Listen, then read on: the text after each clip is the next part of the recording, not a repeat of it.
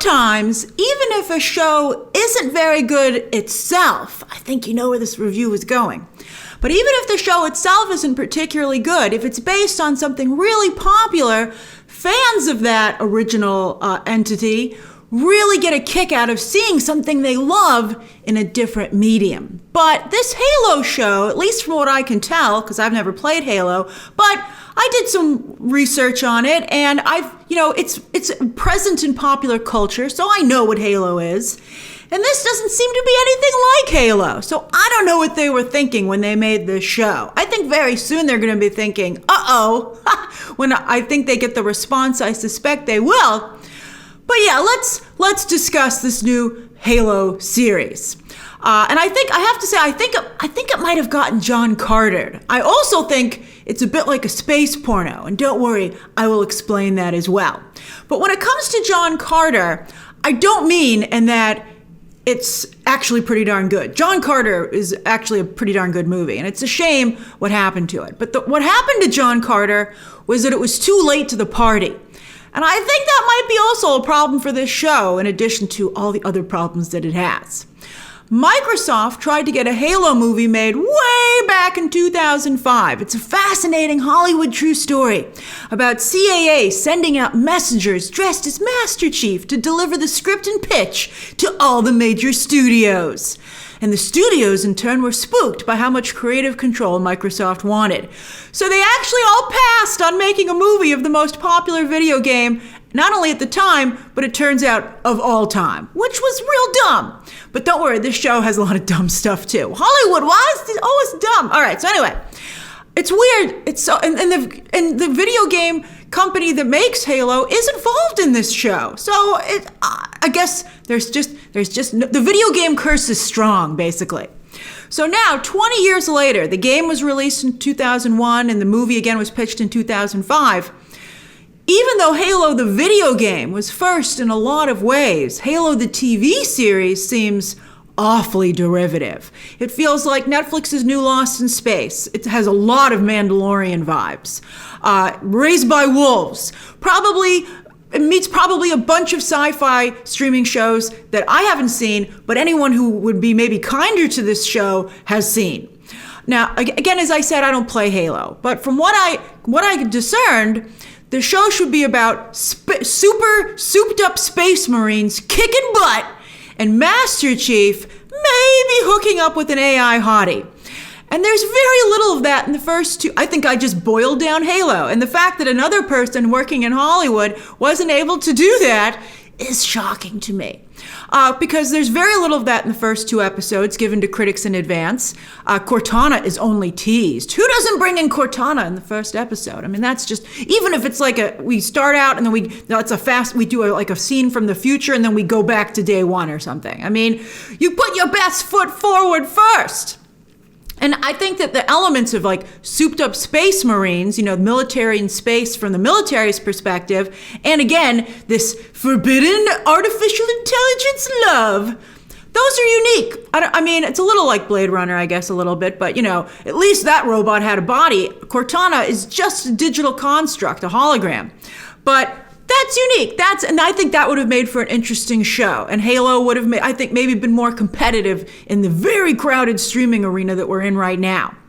Now, to be fair, the show does open with about, I'd say, a 15-minute action sequence. When the show starts, you might be like, what are you talking about, Grace? Well, I mean, because it's meant to blow your socks off and make up for the lack of action for the rest of the first two episodes. I'm like, isn't this a show about Marines? Shouldn't it be wall-to-wall action? I mean, Disney Plus can do it. Raised by Wolves can do it to some degree over on HBO Max. But anyway, then you see the VFX and you're like, oh boy, now I understand. This is the best, this is the most you can afford. I can't believe how bad the VFX look for not only today's streaming world, where shows look very, very good, but it's based on a video game, which of course has excellent visual effects. I mean, this show was supposed to cost $200 million. Where did all that money go? And I know it didn't go to the cast because it doesn't have any stars. It should have all gone into production and VFX. Steven Spielberg, I can't believe he signed off on this. He's an executive producer. I guess he doesn't take a look at everything that comes out of Amblin, because then he'd be like, take my name off this. But anyway, the bad VFX severely undercut the excitement of the action and music that's used to get our blood pumping. Like for a hot minute, I was like, okay, now it's getting good. And then Master Chief did a superhero landing. And then I was like, oh, now it sucks. That's really not, like, whoa, ooh, how is this finished? I actually went back and looked, because sometimes on screeners, they'll be like, the VFX aren't done. But they didn't say that here. I don't understand, again, how a major game company can be involved in this show, and yet the show can't do the action that the game is famous for. Also, they do that thing where they're like, oh, let's go into Master Chief's POV. It's like when you play the game. And you're like, but I'm not playing the game, so I have no interest in seeing the game POV screen. Stop doing that. It's Hollywood. And I don't understand why they didn't just ask the video game company, be like, we can't afford, can you guys just run some extra stuff through your computer and animate these sequences for us? Although it's very expensive to make games too. So I think the video game company would be like, pay us, we're not a shortcut. Also, this show is about space marines, right? But it's made from the perspective of the space politicians, scientists, and rebels. I guess the people in the game that people making the show in Hollywood felt they could relate to, but I'm like, I think you should make the game about the people in the game that the people who play the game relate to. It's just crazy. Maybe the show chooses to focus on these characters because their scenes are less reliant on the VFX that the show obviously can't afford. But I think it's a mistake. And it will turn a lot of the people who would be interested in a Halo show off. They'll be like, what? The problem then is made even worse by treating the soldier characters when they are there without any respect. I mean, that's just, I don't understand. This should be like Reacher, and Reacher's a huge success. Reacher in space. That's what this is supposed to be, and it's not. I know that the other characters see the Spartans as mindless drones, but fans know better, because fans relate to the Spartans because that's who they play the game as, and who they've, all the comic books and all the Halo spin-off world building stuff, books, right? Stuff like that has mostly been written from the Spartan perspective. So why you would sideline the Spartans in their own show is just incredible to me. For instance, I believe Master Chief is supposed to be a master tactician, yet that isn't shown here at all. I know that due to Spartan programming, he's supposed to be like devoid of emotion, he can't even taste food, but he's not a mindless husk, and that's how he's portrayed.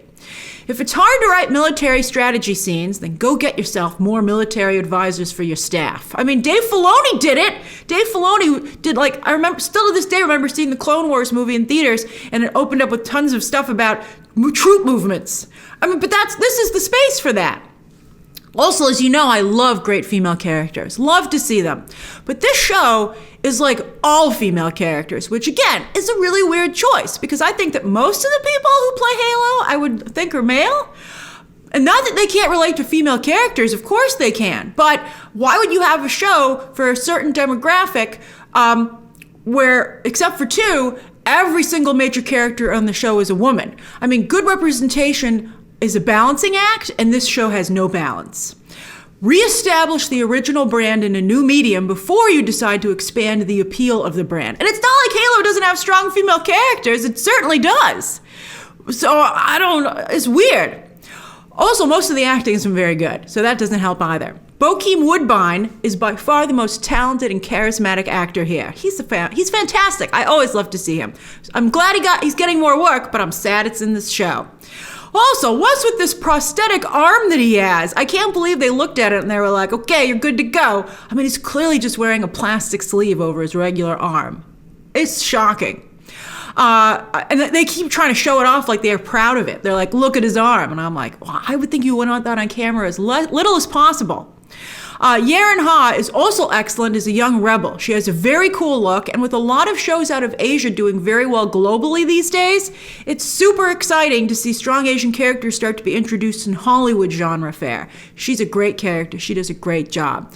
For a moment, she got really sad in the second episode. I was thinking she was like, no, don't leave me here in the B storyline, but they tease that she has her own cool storyline going forward in the series, and I think that's great.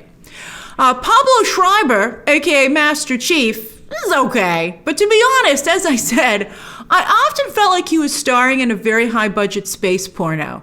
Like, all these women were just standing around, like, hoping that they would maybe be able to sleep with this stoic stud. I'm like, I don't think that's what you're supposed to use the Spartan program for. Thank you very much. Where is, whatever this organization's human resources department? His character just, like, stands there and does and says nothing. I mean, and also, I guess I just said that Pablo Schreiber has, like, porn star acting level skills. But, I mean, that's just the vibe I felt that the whole show and he was giving off. Now, in the game, Dr. Halsey is much older, while here she's played by Natasha McElhone, who I really love, by the way. I think she's very talented. I don't think her role here is written well at all. But also in the game, as is here, Cortana is a clone of Dr. Halsey's brain. So I think there's an interesting commentary in the game where Master Chief is mentally attracted to Dr. Halsey. Although here you're like, why don't you just sleep with Dr. Halsey? Although again, where's human resources? And he's physically attracted to the younger AI version of his mentor. So that's kind of like, separating the brain and the body of this woman in his life. So that's kind of interesting. But the show was not doing that at all. I don't know. I mean, if you're going to have him fall in love with with a hologram, I say you go for it. But here, I don't know what's going on. It just seems kinky, but in a stupid way. And speaking of stupid, Soren's space base has the dumbest transportation system I've ever seen. I couldn't believe that someone was like, and that's how it works. And then someone else said, great, let's build it. I mean, it's a huge death trap, and I can't believe anyone would ride on it once, much less on a regular basis, because again, it's the transportation system of the base. I'm not even gonna ruin it. I want you to see it, because it's so dumb. You'll see it when you see it, you'll be like, who would ever get on that? I'd be upset that someone put me on it without telling me that that's what happened. Again, the show has its moments, both intentionally and unintentionally. And it's certainly watchable. But with so much to watch online these days, I don't know how Halo will be able to compete it's on Paramount Plus. It's a new streaming service which is still carving out a space for itself. Also, Halo deserves to be a great show, not a watchable show. Maybe if you could binge it, I could see more people getting into it. But I think asking people to come back week to week to Paramount Plus for this? I mean, some people are watching the new Star Treks, right? So I guess if you're doing that, you could swing by and catch the latest episode of Halo. But I don't think you're going to queue it up first. I think you'll be like, I don't want to turn the TV off. What else can I watch on here? Oh yeah, Halo, all right. Maybe it'll get better. I mean, I only saw the first 2 episodes, and that's my review of them. And the first episode alone debuts on March 24th on Paramount Plus, which I think is a huge mistake because you really need the first 2 episodes as a package to make you feel there's something here. I think after the first episode, a lot of people are going to be like, I think people are going to be cruel. So we'll see. All right. Share your thoughts down below. Subscribe today. Halo fans, I'd love your input on this. Subscribe today. And of course, as always, you can check out some more videos right now.